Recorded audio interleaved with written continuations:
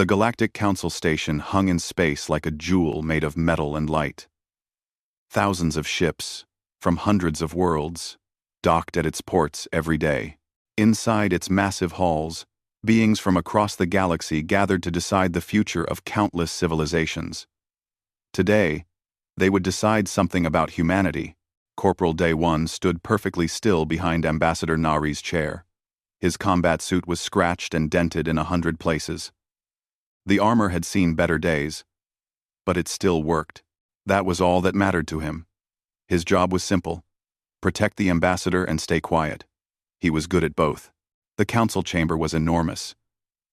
Seats rose in curved rows, filled with aliens of every shape and size. Some breathed methane. Others glowed with their own light. A few looked almost human, while others were so strange that Day One had trouble understanding what he was looking at. But all of them were watching the humans with interest. Ambassador Nari sat calmly at the speaking platform. She had been a diplomat for 15 years and had learned to hide her nervousness well. This meeting would determine whether humanity received advanced technology from the Council. Medical devices that could cure diseases in hours. Faster than light engines that would let them explore the galaxy properly. Manufacturing systems that could end hunger on every human colony. But not everyone wanted to share.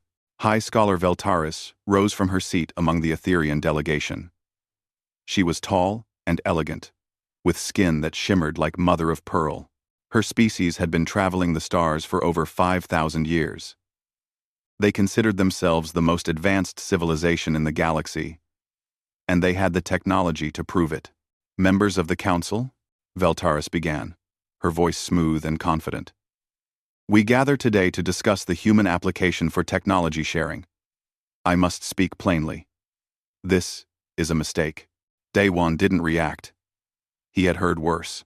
Nari kept her face neutral, but her fingers tightened slightly on her datapad. Veltaris continued, walking slowly around the speaking area. Humans are a young species. They discovered faster than light travel only 3 centuries ago. They still fight wars among themselves. Their methods of conflict resolution are, shall we say, primitive. Some of the other council members shifted in their seats. A few nodded in agreement. Look at their representative, Veltaris gestured toward Nari.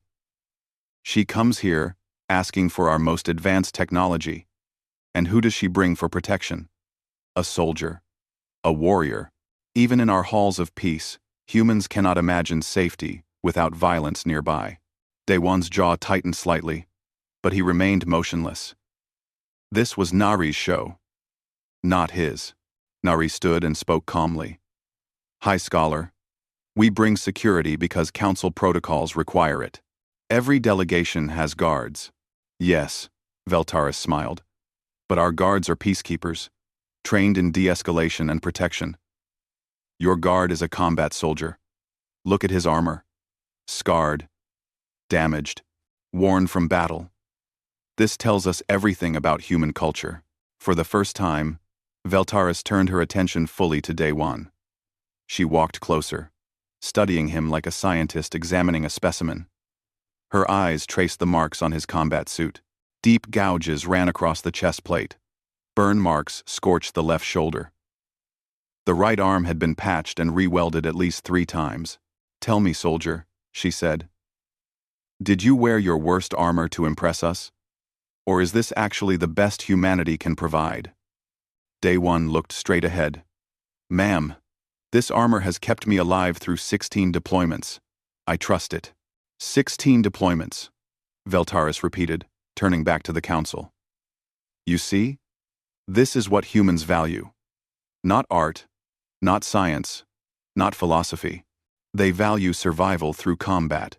They are, as I said, primitive. She returned to her seat, and another council member stood to speak. This one was from an insectoid species that Day One didn't recognize. The High Scholar raises valid concerns. Humans have been involved in 47 armed conflicts since joining the galactic community. This is more than any other species in the same time period. Nari tried to explain. Many of those conflicts were defensive actions. We protect our colonies from pirate raids and hostile factions. The Council's peacekeeping forces don't patrol the Outer Rim where most human settlements are located. Because the Outer Rim is dangerous, another Council member added. Perhaps humans should reconsider living in such hostile regions. With respect, Nari said carefully. We live where we can afford to settle. Core worlds near Council space are expensive and already claimed. We make do with what's available. The debate continued for another hour. Veltaris spoke 3 more times, each time pointing out humanity's violent history, their aggressive expansion, their military focus. She never raised her voice or showed anger. She didn't need to. Her words were chosen carefully, designed to make humanity look like dangerous children, playing with weapons they didn't understand. Day One listened to all of it. He had heard similar speeches before, from people who had never seen what he had seen. People who lived in safe places and made judgments about those who kept them safe. It didn't make him angry anymore. It just made him tired. During a break in the session, Veltaris approached the human delegation again. Most of the other council members had left to refresh themselves or consult with their advisors. She seemed genuinely curious now, less hostile. Corporal Day One, she said, reading his name from her datapad. May I ask you something directly? Yes, ma'am. These marks on your armor, the damage. Why do you not repair it? Surely human technology can restore it to proper condition. Day One considered his answer carefully. Some of it's been repaired, ma'am. The important parts. The rest, it doesn't affect function. But it affects appearance. You represent your species here. Don't you want to look? She paused, searching for a diplomatic word. Professional? I look like what I am, ma'am. A soldier who's done his job and survived. Veltaris traced one finger along a deep gouge in his chest plate. The mark ran from his left shoulder down to his right hip, a smooth, curved line that had melted through the outer armor layer. This one is interesting. The pattern suggests high-intensity plasma, not from any weapon I recognize. No, ma'am, you probably wouldn't. What caused it? Day One met her eyes. A species called the Janeth. They attacked a mining colony 4 years ago. We stopped them. I've never heard of the Zaneth. Most council species haven't, ma'am. They operate in the outer systems, beyond council patrol range. Veltaris withdrew her hand, something uncertain crossing her face. I see. Every 3-1. Veltaris withdrew. The session resumed shortly after. The council voted to delay the decision on humanity's application. They wanted more information, more studies, more time to consider whether humans were ready for advanced technology. It was a polite way of saying no, without actually saying it. Nari accepted the decision with grace. She thanked the council for their consideration and promised to provide any additional information they required. As they left the chamber, Veltaris watched them go. The human ambassador walked with dignity, her head high, despite the setback, and behind her, the scarred soldier maintained his steady pace, alert and ready for threats that the high scholar couldn't imagine. For the first time in many years, Veltaris felt a small seed of doubt about her certainty, but she pushed it aside. She had been right about everything else in her long career. She was certainly right about humans. She had no idea how wrong she was about to be proven. The message came early the next morning. High Scholar Veltaris had requested a demonstration. She wanted to prove her point about human combat methods being primitive, and the council had agreed to let her try. Ambassador Nari read the message 3 times before calling Day One to her quarters. They want to compare human and Etherian combat capabilities, she said, pacing across the small room. In the council training facility. Public observation allowed. Day One stood near the door, his expression neutral. They want to embarrass us. Yes. Nari stopped pacing and looked at him directly. I can refuse. I can say that we don't perform for entertainment, but that might make us look weak or afraid. What do you want to do, ma'am? Nari sighed. I want to go home and pretend this whole trip never happened. But that's not an option. She sat down heavily. If we refuse, Veltaris wins by making us look scared. If we accept and lose, she wins by proving we're primitive. If we accept and win, we look aggressive and violent. So, we can't win. Not in any way that matters politically. Nari rubbed her temples. But I have to make a choice anyway. Day One was quiet for a moment. Then he said, "Let me volunteer, ma'am. If someone's going to take the hit for this, it should be me, not you." Day One. "I know, ma'am. But this is what I do. You handle the words. I handle the rest." 2 hours later, they stood in the council training facility. It was a massive space that could simulate any environment in the galaxy. Right now, it was configured as a neutral combat arena with varied terrain. Rocks for cover, different elevation levels, and obstacles scattered throughout. Hundreds of council members filled the observation galleries. Some came out of genuine curiosity. Others came hoping to see humans humiliated. A few came because they had nothing better to do. Veltaris stood in the center of the arena with her chosen champion. His name was Corvas, and he was impressive. Tall, powerfully built, wearing advanced combat armor that gleamed under the lights. His armor was perfect, unmarked, equipped with energy shields and weapon systems that cost more than most human colonies made in a year. Day One walked onto the arena floor, wearing his scarred combat suit and carrying a standard rifle. He looked small compared to Corvas. He looked poor compared to the Ethereans' gleaming equipment. But he didn't look worried. Veltaris addressed the crowd from a floating platform.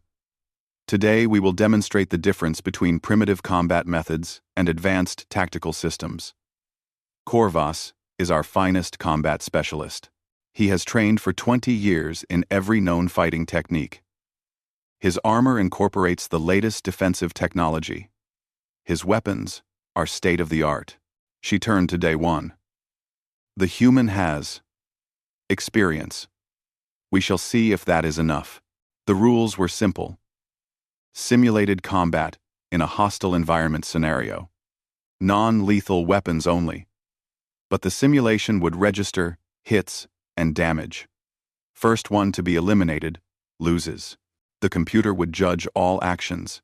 Corvas and Day One took their positions on opposite sides of the arena. Nari watched from the human observation box, her hands gripped tight on the railing. She knew Day One was good at his job. But Corvas had every advantage. Better armor, better weapons, better shields. This wasn't going to be fair.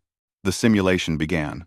Corvas moved immediately, his armor's sensors sweeping the terrain. His energy shield glowed softly around him, ready to deflect incoming fire.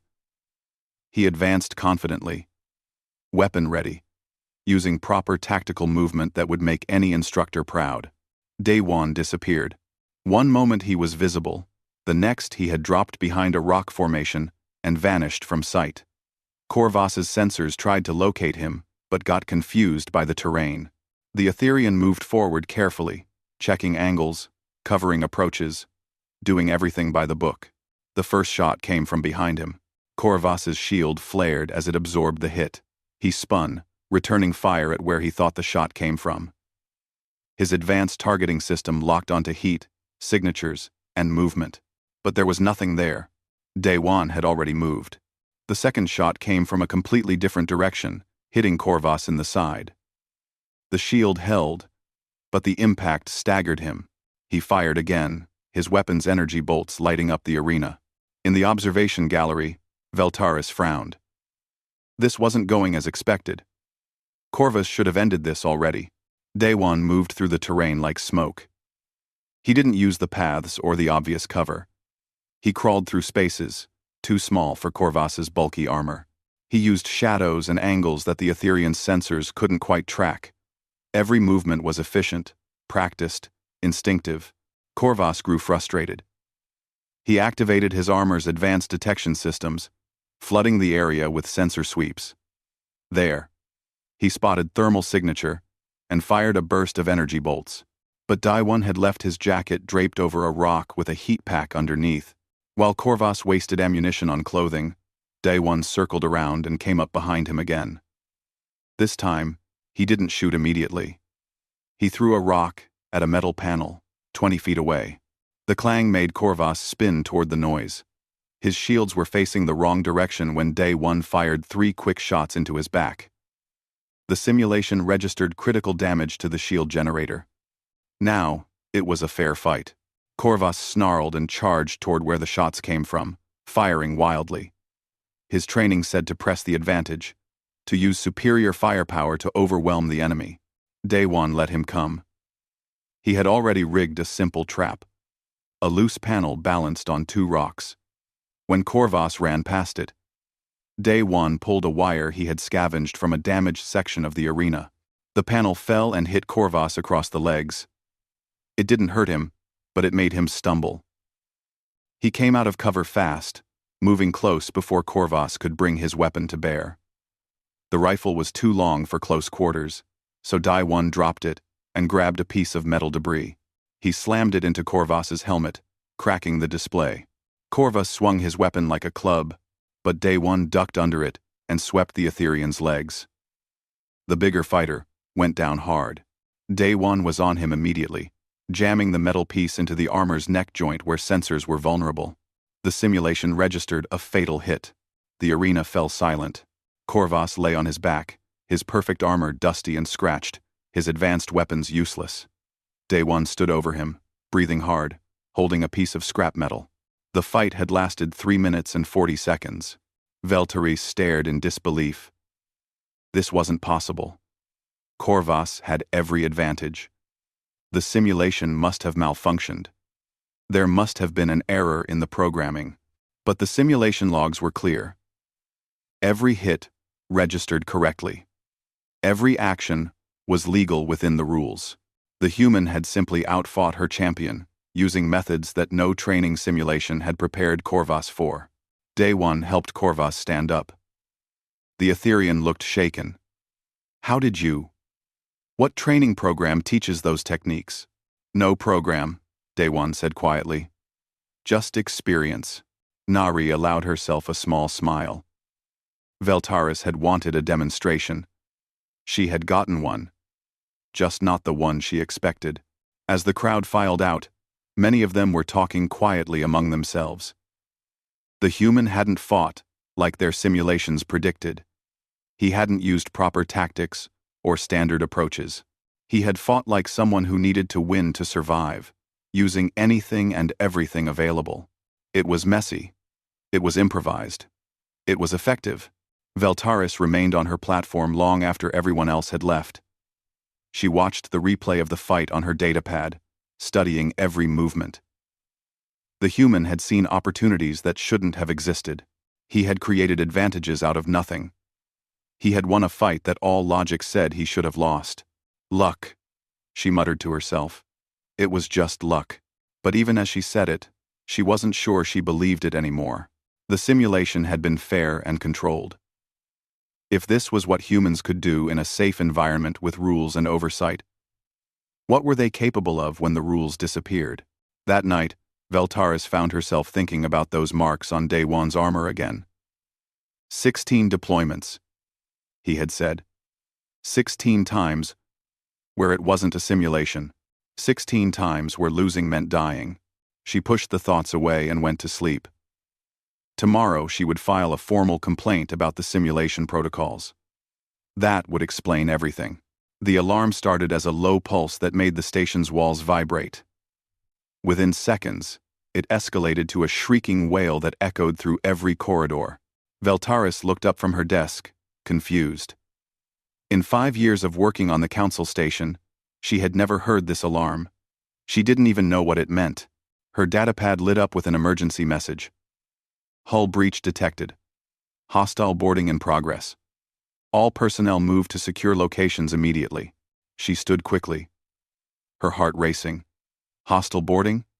That was impossible. The council station had shields, weapons, entire fleets protecting it. No one would dare attack it directly. The lights in her quarters flickered and went red. Emergency lighting. That was very bad. Valtteri grabbed her datapad and headed for the door. The corridor outside was chaos. Aliens of every species ran in different directions, some screaming, others trying to call for help on communication devices that weren't working properly. The station's systems were failing. She followed the emergency signs toward the nearest secure shelter. Other council members joined her. A methane breather in a protective suit, two small beings that looked like floating jellyfish, and a mineral-based life form that moved slowly on crystalline legs. They reached the shelter entrance just as another explosion rocked the station. The door was jammed. Red emergency lights flashed around a control panel that showed system errors. "We're trapped," the methane breather said, his voice translator making him sound hollow and afraid. Veltaris tried to access the door controls, but nothing responded. Her advanced knowledge of technology meant nothing when the systems themselves were dead or damaged. Gunfire echoed from somewhere close. Not energy weapons like the Council peacekeepers used. Something else. Something that made sharp cracking sounds followed by screams. The Vexril. Veltaris knew about them from intelligence reports. A hostile species that raided outer settlements, slavers and pirates who preyed on weak targets. They were supposed to be nowhere near Council space. They were supposed to be just a minor threat on the frontier. Heavy footsteps approached from around the corner. The trapped Council members pressed themselves against the walls, trying to hide, but there was nowhere to go. 3 Vexril came into view. They were nightmares made flesh. 6-limbed creatures covered in armored plates, carrying projectile weapons that fired metal slugs instead of energy. Their faces had too many eyes and mouths that dripped something acidic. One of them saw the trapped council members and made a sound like laughter. It raised its weapon. Then its head exploded. The gunshot was louder than anything Veltaris had ever heard indoors. Her ears rang. The Vexril's body collapsed, and she saw 3 figures moving through the corridor behind it. Humans. Day One led the way, his rifle aimed and ready. Behind him came 2 others wearing the same scarred, battered combat armor. One was smaller and faster, the other built more heavily and carrying a larger weapon. "Private Jiho, left side," Day One said quietly. "Lance Corporal Hana, cover rear." They moved like they had done this 1,000 times before. Jiho swept the left corridor without being told, his weapon tracking smoothly. Hana turned to cover the direction they had come from, her eyes constantly moving, checking every shadow and corner. Day One approached the remaining 2 Vexril. They snarled and raised their weapons.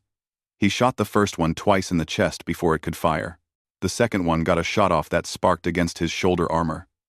He didn't even flinch, just adjusted his aim and put 3 rounds through its center mass. Both Vexril dropped. The entire fight lasted maybe 5 seconds. Day One lowered his rifle and looked at the trapped council members. "Anyone injured?" Veltaris stared at him. He had just killed 3 attackers without hesitation, without mercy, without even seeming worried about it. His movements had been precise and practiced. The way he held his weapon, the way he cleared corners, the way he communicated with his team, using just a few words. This wasn't a soldier following training protocols. This was someone who had fought real battles against real enemies so many times that it had become instinct. "Scholar Veltaris," Day One said again. "Are you injured?" She realized he was talking to her. No, we're trapped. The door won't open." Jiho was already at the control panel, pulling it open with a small tool. "Fried circuits. Give me 30 seconds. "We don't have 30 seconds, Hana said from her position. "More contacts coming from the east corridor. "At least 6, Day One nodded. "Hana, set up here." "Jiho, how long do you actually need?" 2 minutes, if I do it right. Do it fast instead." Jiho's hands moved quickly, rewiring connections that Veltaris couldn't follow. Sparks flew from the panel, but he didn't pull away. Day One positioned himself at the corridor intersection. Hana took a knee beside him, her larger weapon braced against the wall. They waited calmly. Like this was just another day. The Vexril came around the corner in a rush, firing wildly. Their weapons tore chunks out of the walls and filled the air with metal fragments. Day One and Hana fired back with controlled precision. Each shot went exactly where they aimed it. The Vex Rill were fast and aggressive, but they were also predictable. They charged straight forward, relying on numbers and firepower. The humans let them come close, then cut them down methodically. 1, 2, 3. The fourth one tried to retreat. Hana's weapon caught it before it could get around the corner. 5 and 6 stumbled over the bodies of their companions. Day One shot them both before they could recover. The silence after the gunfire was deafening. Veltaris's ears rang. The smell of burnt propellant and alien blood filled the corridor. "Doors open," Jiho announced. "Everyone inside. Now," Day One ordered. The council members didn't argue. They scrambled into the shelter as fast as they could move. Day One was the last one in.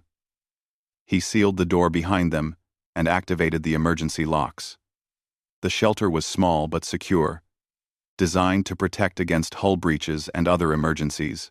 "How many of those things are on the station?" the methane breather asked. "Unknown," Hana replied, checking her weapon. "Station security is completely overwhelmed. We're getting scattered reports from all sections." "Where are the council peacekeepers?" Veltaris demanded. "Dead or hiding," Jiho said bluntly. The Vex Rill hit fast and hard. They knew exactly where to breach and what systems to target first. This wasn't a random raid. Day One was already on his communicator, speaking in quick, clipped sentences. "Command. This is Day One. We have 9 civilians secure in Shelter 12B, requesting extraction or reinforcement. Copy that. We'll hold position." He ended the call and turned to the group. "Human rapid response teams are clearing the station, section by section. Council fleet is moving in, but the Vex Rill are trying to grab as many hostages as possible before they retreat. We stay here until it's clear." "How long will that take?" Veltaris asked. "However long it takes." Day One checked his rifle, replacing the spent magazine with a fresh one. His movements were automatic, practiced. Veltaris watched him closely. The marks on his armor made sense now. The deep gouge across his chest, the acid burns on his shoulder, the plasma scoring on his leg. Each mark was a moment where he had almost died. Each scar was proof that he had survived anyway. Outside the shelter, more gunfire echoed through the corridors. Screams, explosions. The sounds of combat were different from simulations. They were messier, louder, more chaotic. But Day One and his team didn't seem bothered. They waited calmly, weapons ready, checking sightlines and covering the door. This was familiar territory for them. "You've done this before," Veltaris said quietly. Day One glanced at her. "Yes, ma'am. The Vex Rill. You know how they fight. We've fought them 6 times in the last 2 years. They hit the outer colonies regularly." He paused. "The council doesn't patrol out that far, so we handle it ourselves." Veltaris felt something cold settle in her stomach. The humans weren't just experienced with combat in general. They were experienced with these specific enemies. While the council had been dismissing the Vex Rill as a minor frontier problem, humans had been fighting them over and over again, and winning. The emergency lighting flickered. Jiho muttered something under his breath and checked his weapon again. Hana repositioned slightly, adjusting her field of fire. Day One remained perfectly still, watching the door with the patience of someone who had spent many hours waiting for violence to find him. In the shelter, surrounded by scared council members and protected by 3 humans in scarred armor, Veltaris began to understand something important. She had been wrong. Not about everything, but about enough that it mattered. The all-clear signal came 3 hours later. By then, Veltaris had watched Day One and his team repel 2 more Vex Rill attacks on their shelter. Each time, the humans fought with the same calm efficiency that made it look almost easy. It wasn't easy. Veltaris knew enough about combat to understand that. But the humans made it look that way because they had done it so many times before that fear and hesitation had been burned out of them. When Council security finally arrived to escort everyone to safety, Veltaris saw the difference immediately. The peacekeepers were shaken, some wounded, all of them moving with the nervous energy of people who had just survived something terrible. They looked at the human soldiers with a mixture of gratitude and something like awe. The station's medical bay was overwhelmed. Injured council members filled every bed, and doctors rushed between them, trying to prioritize treatment. Veltaris wasn't hurt physically, but she felt numb and disconnected from everything around her. She had almost died today. Without the humans, she would have died today. That thought kept circling in her mind, refusing to leave her alone. Ambassador Nari found her sitting in a quiet corner of the medical bay. The human diplomat looked tired but unharmed. "Hi, Scholar. I'm glad you're safe. Your soldiers saved my life," Veltaris said. Her voice sounded strange to her own ears, flat and distant. They were doing their job. Nari sat down beside her. "But I'm glad they reached you in time. I called you primitive." "Yes, you did. I was wrong." Nari didn't respond immediately. She studied Veltaris carefully, like she was trying to decide something. Finally, she said, "Would you like to know the truth about humans? The real truth? Not the version we show the Council?" Veltaris nodded. Nari pulled out her datapad and entered several commands. "What I'm about to show you is not classified. But it's not something we advertise either. Most Council species don't want to know about it. And we've learned not to force the information on them." She turned the datapad so Veltaris could see the screen. It showed a map of known space, with human colonies marked in blue. But there were also hundreds of red markers scattered throughout human territory and beyond it. These are combat engagements involving human forces over the last 5 years, Nari explained. Each red marker is a battle, a raid, a defensive action, or some other form of armed conflict. Veltaris stared at the map. There were so many red markers that they almost covered the blue ones. This can't be accurate. The Council would know if there were this many conflicts. The Council knows what happens in Council space. These are all in the outer regions, in unclaimed territory, in the gaps between civilized systems. Nari zoomed in on a cluster of markers. This area alone has seen 23 separate engagements in the last year. Vexreal raiders, mostly, but also pirates, rogue AI remnants, and things we don't have names for yet. She switched to another file. "This is Corporal Daywan's service record. Would you like to see it?" Veltaris nodded again, not trusting her voice. The record appeared on screen. 16 deployments, just as Daywan had said. But seeing them listed out with dates, locations, and casualty reports made them real in a way his words hadn't. "The Zaneth Hivemind incident," Nari said, pointing to the first entry. "That's where he got the plasma burn across his chest. The Zaneth use biological weapons that generate extreme heat. They attacked a mining colony with 4,000 civilians. Daywan's unit held them off for 6 hours until reinforcements arrived. 237 colonists died. Without the soldiers, all 4,000 would have." She scrolled down. "The Krell siege. Silicon-based life forms that secrete acid. They tried to take over 3 colony ships in deep space. Daywan spent 2 weeks in zero-gravity combat, clearing the ships room by room. That's where his armor got the acid scarring on the shoulder and arms." Another entry. "The Proxima incident. Rogue AI that had taken over a station's defense systems. Daywan and 12 other soldiers went in with nothing but kinetic weapons because energy weapons would have triggered the station's self-destruct. Half his team died. He got the plasma scoring on his leg from a defense turret." Veltaris felt sick. "And the dent on his back?" Nari's expression darkened. "Battle of Titan's Gate. Coordinated attack by multiple hostile groups trying to break through to the inner colonies. Daywan's unit was in heavy combat for 11 days straight. He took a direct hit from an explosive round that should have killed him. His armor held. Barely. 3 broken ribs and a collapsed lung. But he kept fighting until the battle was over. She closed the file. Every mark on his armor is a story like that. Every scar is a moment where he almost died protecting people. And he's not special. Most human soldiers who work the Outer Rim have similar records. Veltaris looked at her hands.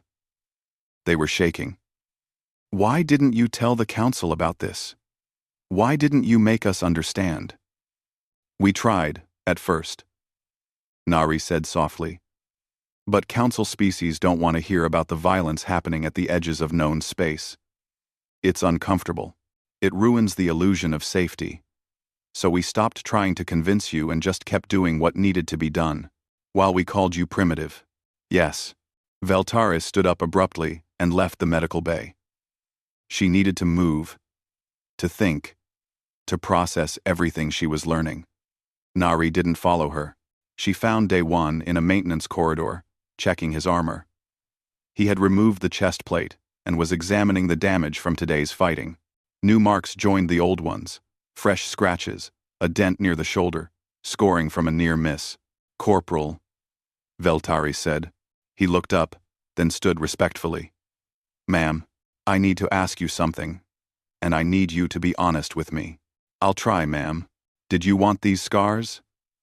The marks on your armor. The battles you've fought. Did you choose this? Day-One was quiet for a long moment.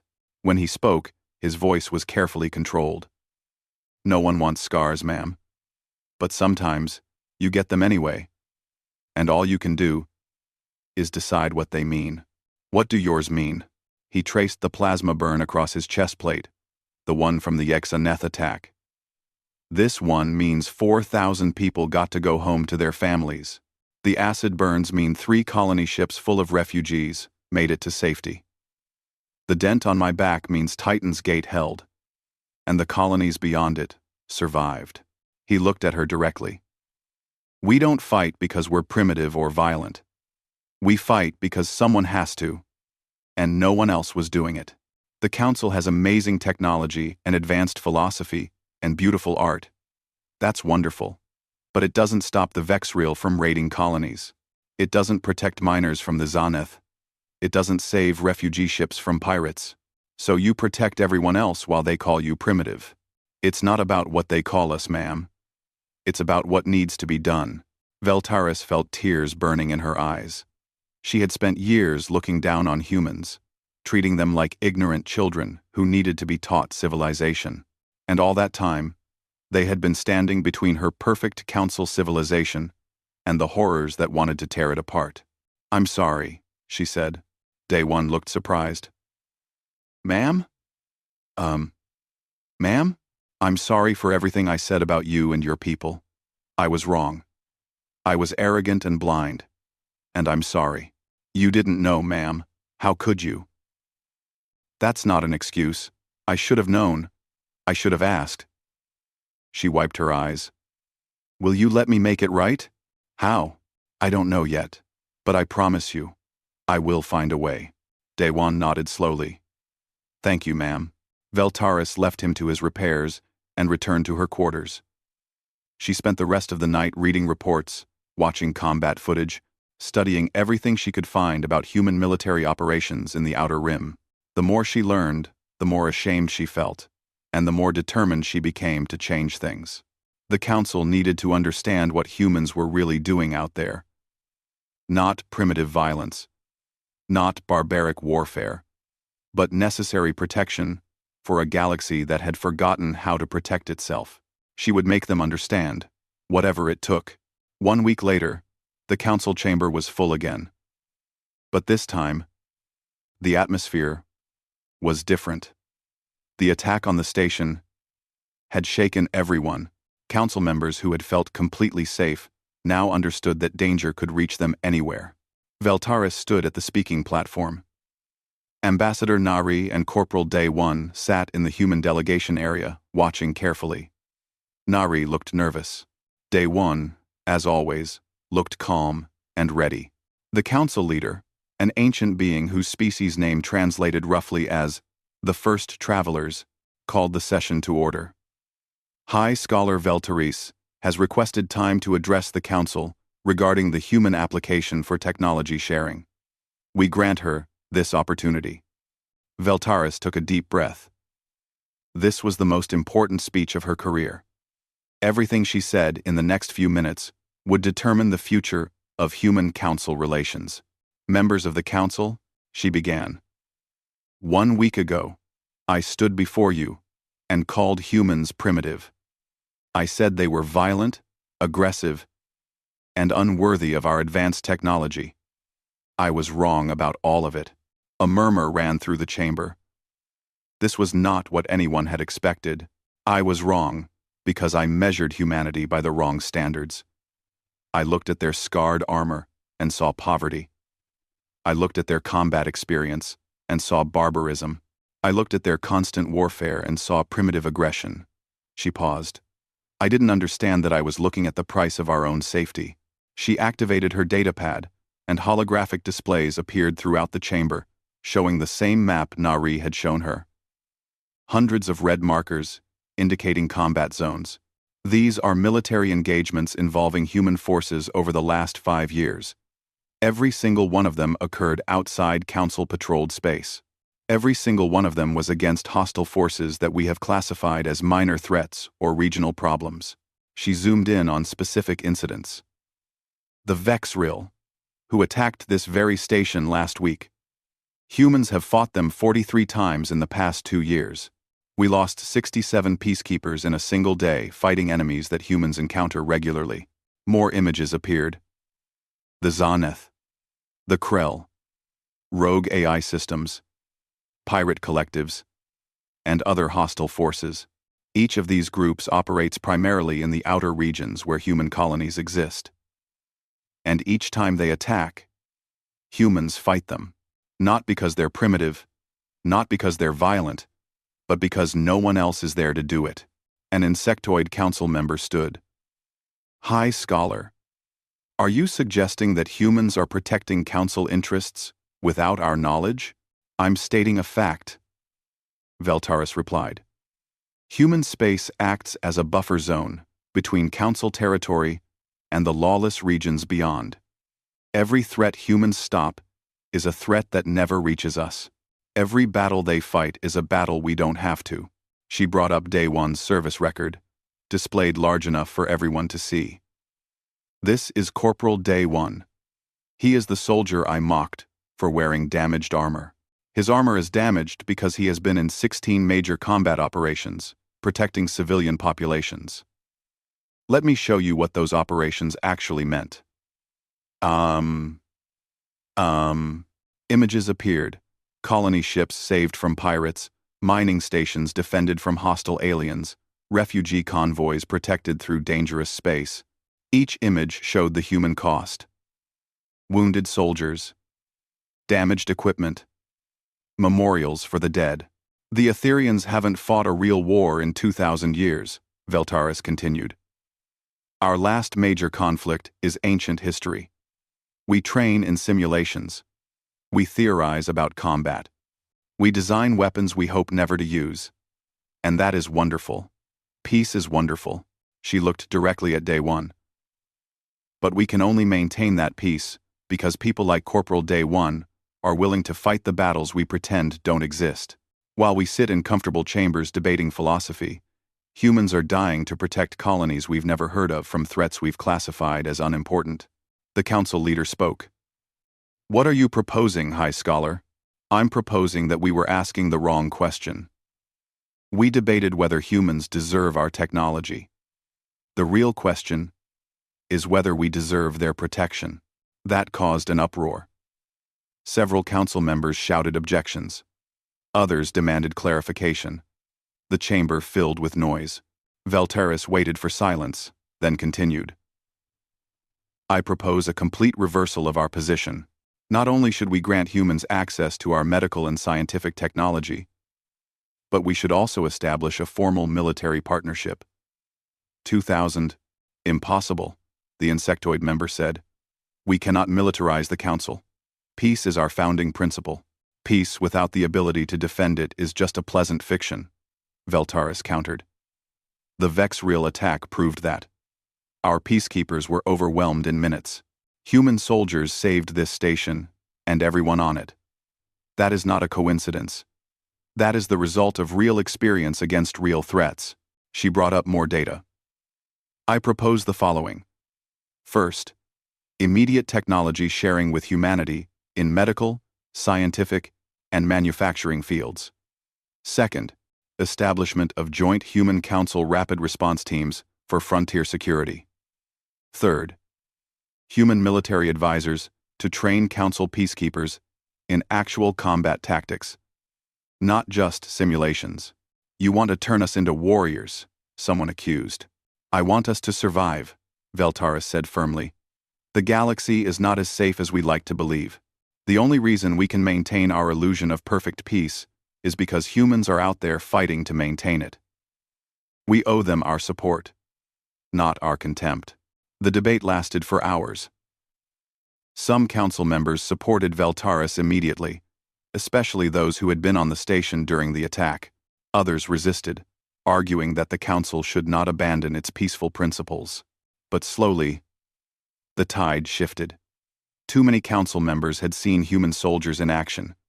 Too many had been saved by them. The evidence was impossible to ignore. Finally, the council leader called for a vote. All in favor of granting full technology, sharing status to humanity, and establishing the proposed military partnership. The vote was not unanimous, but it was decisive. Humanity had won. Nari closed her eyes in relief. Years of diplomatic work had finally paid off.